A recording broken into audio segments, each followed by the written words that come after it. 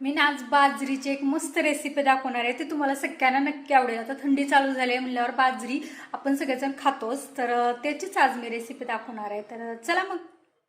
हे डोसे करायला अजिबात अवघड नाहीत, पण खायला खूप टेस्टी आणि खमंग लागतात. तर काय करायचं, बाजरी घ्यायची 1 वाटी, अर्धा वाटी उडदाची डाळ आणि अर्धा वाटी तांदूळ. तांदूळ 1 वाटी घेतलं तरी चालतं.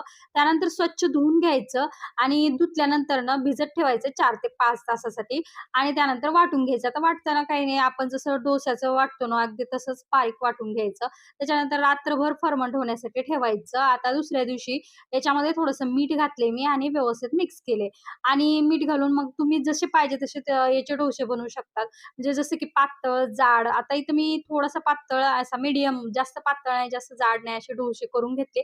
आता माझ्याकडे कास्ट आयर्नचा तवा आहे. तुम्ही कोणत्याही तव्यावर करू शकता. चिटकत नाही. तर मस्त असे डोसे होतात आणि तितकेच पौष्टिक आणि हेल्दी आहेत. एकदा नक्की ट्राय करा.